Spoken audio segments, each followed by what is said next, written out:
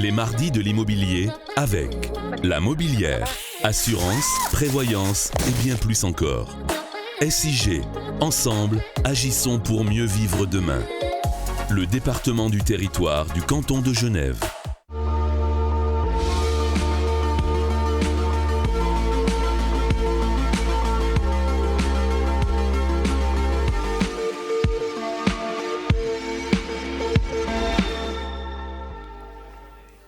Bonjour à tous, bienvenue pour ce nouveau numéro des Mardis de l'immobilier où nous allons une fois encore parler d'assurance avec des conseillers en hypothèque, en assurance et en prévoyance de notre chère Mobilière.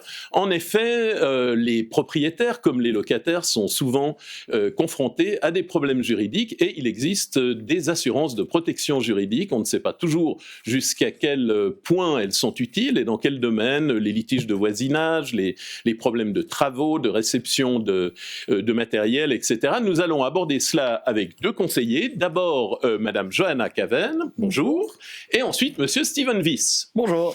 Alors, nous allons commencer, pour une fois que nous avons une invitée féminine, nous allons commencer par Johanna, et je vais vous demander en réalité comment les locataires, et en quoi, disons, les locataires ont besoin d'une protection juridique.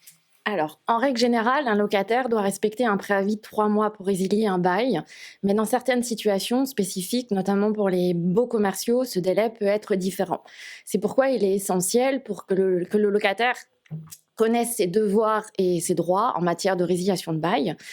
Et grâce à des avocats spécialisés, une protection juridique pourra apporter conseils et informations à ce niveau-là. Si un différend survient avec le propriétaire, la protection juridique organise une médiation. Si malheureusement celle-ci n'aboutit pas, à ce moment-là, il y aura une procédure qui sera suivie et la protection juridique prendra en charge les frais de tribunal notamment. Il peut aussi y avoir des problèmes de voisinage dans les immeubles. Là aussi, la protection juridique peut être utile ou elle est peut-être un peu exagérée, superflue? Alors, en effet, avec l'arrivée des beaux jours, le potentiel de litige augmente. Les soirées sur les balcons, ou la musique jusqu'à pas d'heure, ou encore les fumées de barbecue. On y a tous été confrontés à un moment donné à un autre. Donc, en cas d'abus, la protection juridique peut vraiment aider les locataires car elle fournit des conseils juridiques pour mieux comprendre les droits et devoirs en matière de voisinage. Si possible, la protection juridique propose une médiation pour trouver une solution à l'amiable entre les parties en conflit. Et si toutefois un conflit nécessite une action en justice, là encore, la protection juridique suit la personne. Toujours est-il que pour prévenir les litiges en matière de voisinage, il est préférable de privilégier une communication entre voisins. Une discussion ouverte et honnête est toujours plus simple et plus agréable et permet de limiter beaucoup de problèmes. Voilà, donc on n'a pas besoin, comme on le fait souvent à Genève, d'adhérer à toutes sortes de syndicats de locataires, par exemple. Enfin, c'est une réflexion tout à fait personnelle et désintéressée. Il y a également des contrats qu'on signe, des contrats pour des commandes. On commande, je ne sais pas, un appareil ménager, et puis il arrive, il n'a absolument pas tout à fait l'allure qu'on attendait. Là aussi, on peut faire intervenir sa protection juridique? Alors, il va de soi que lorsque vous signez un contrat, il engage les deux parties à respecter les termes du contrat. Et par exemple, vous avez commandé une machine ou un canapé, le canapé, vous l'avez commandé d'une certaine couleur, d'une certaine taille, et puis on vous livre, je ne sais pas moi, un clic-clac. Mais là, c'est un peu problématique quand même. Et puis, il suffit que le fournisseur ne reconnaisse pas son erreur, qu'il est de mauvaise foi et qu'il ne veut rien entendre. Là, vous êtes coincé. Donc à ce moment-là, la protection juridique prend le relais. Elle va défendre les droits du consommateur et elle va obtenir réparation auprès du fournisseur. Donc, on a vraiment intérêt, même lorsqu'on est tout à fait tranquille dans un immeuble bourgeois et calme, on a avantage quand même à prendre une protection juridique. Les coûts sont raisonnables, je pense. Les coûts sont raisonnables par rapport à tout pourquoi elle peut vous aider en la matière. Parfait. Alors maintenant, parlons des propriétaires avec vous, Steven Wyss. La loi a beaucoup évolué, enfin on vote de temps en temps là-dessus.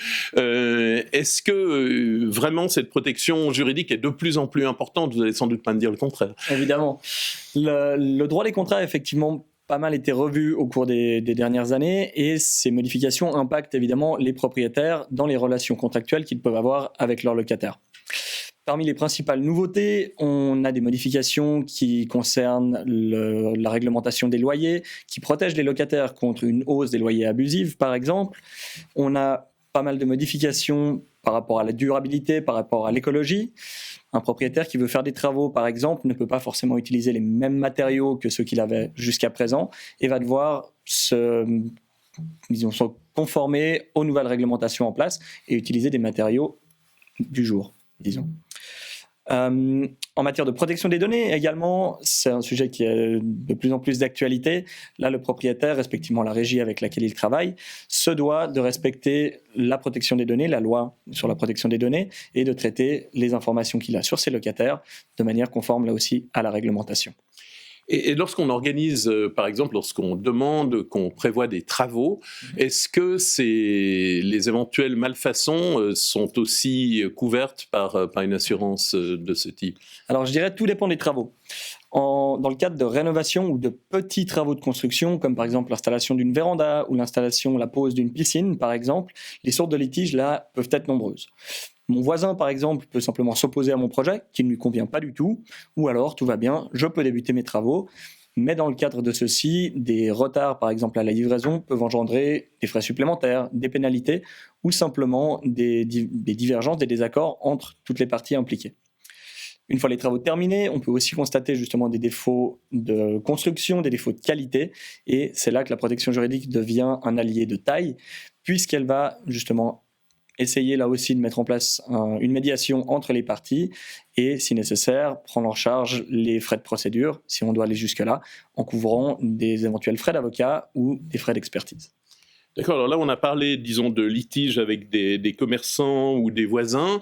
On peut être en litige également avec l'État, puisque comme tout est politique, il y a des procédures parfois d'expropriation partielle, totale. Là aussi on peut se défendre finalement sur le plan juridique, notamment pour obtenir un meilleur prix si vraiment une expropriation est nécessaire. Effectivement, c'est aussi un des atouts de cette assurance protection juridique. Lorsque l'État a besoin d'un terrain pour un projet d'intérêt public, ça peut être l'installation d'une voie de tram, ça peut être l'élargissement de l'autoroute, par exemple. Le propriétaire malchanceux est concerné par ce que l'on appelle une procédure d'expropriation. Et là encore, la protection juridique vient nous aider puisqu'elle aide à négocier une indemnité qui soit cohérente, qui corresponde à la valeur du bien qui va être exproprié et éventuellement à défendre ou à négocier d'éventuels préjudices que le propriétaire pourrait subir. Si nécessaire, là aussi, la protection juridique vient couvrir les frais de procédure, comme tout à l'heure, ainsi que les frais d'avocat. Est-ce qu'on gagne contre l'État parfois ? Alors, la question n'est pas tellement de savoir si on gagne ou on perd, la question est plutôt déjà de pouvoir faire défendre ses droits. C'est vrai que l'État, sur une procédure d'expropriation, généralement a un certain impact, voilà. Mais le but est vraiment que chaque personne qui a sa couverture, chaque personne qui est concernée par une telle procédure d'expropriation puisse au moins s'y retrouver de la manière la plus juste possible. Très bien. Alors, Johanna, qu'est-ce qu'on peut conseiller en fait à nos téléspectatrices et téléspectateurs ? Est-ce que, avant d'être en litige, parce que j'imagine qu'une fois que le litige est commencé, on peut difficilement prendre une assurance à ce moment-là, il vaut mieux la prendre avant. Qu'est-ce qu'on peut leur conseiller pour se couvrir contre ces risques auxquels on ne pense pas toujours ? Comme vous disiez tout à l'heure, en fait, qu'on soit locataire ou propriétaire, qu'on soit un privé ou un professionnel, tout à chacun peut se retrouver impliqué dans un litige. Et c'est la raison pour laquelle une protection juridique pourra être un meilleur partenaire en cas de litige pour pouvoir défendre ses propres droits. Nous vous recommandons, Steven et moi-même, d'analyser la question, de se poser la question, de savoir si on est bien couvert, si la personne est bien couverte ou pas, et de s'adresser au conseiller ou à la conseillère de confiance qui pourra vous diriger par rapport à votre situation personnelle. Alors peut-être encore une dernière question à tous les deux. Est-ce que beaucoup de gens sont au courant de ça ? Est-ce que finalement il y a une proportion importante de la population qui est... je ne vous demande pas une statistique précise, hein, ce serait pas correct, mais est-ce que vous avez l'impression dans votre activité, dans votre entreprise, qu'il y a beaucoup de ces contrats, beaucoup de ces polices, ou peut-être pas assez, vous allez me dire pas assez sans doute. Alors je dirais effectivement que les gens prennent de plus en plus conscience que le monde qui nous entoure, comme vous disiez au début, est de plus en plus juridique, qu'il y a de plus en plus de procédures. Donc, pas mal de personnes nous contactent, même sans que ça vienne de notre chef, je dirais, parce que c'est quelque chose qui les intéresse, dont ils ont entendu parler.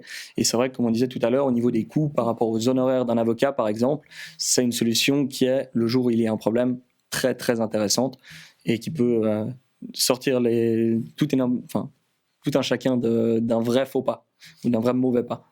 Très bien, effectivement, on connaît souvent la protection juridique pour les voitures. Il y a eu beaucoup de publicité qui a été faite au fil des années là-dessus. Mais alors, comme il y a bientôt plus de voitures, au moins, on sait qu'elle peut couvrir d'autres risques. Je vous remercie beaucoup, tous les deux. Et puis, je donne rendez-vous à nos téléspectatrices et téléspectateurs sur l'Aimant Bleu pour un prochain mardi de l'immobilier. Comme d'habitude, sur l'Aimant Bleu, je le répète. À bientôt.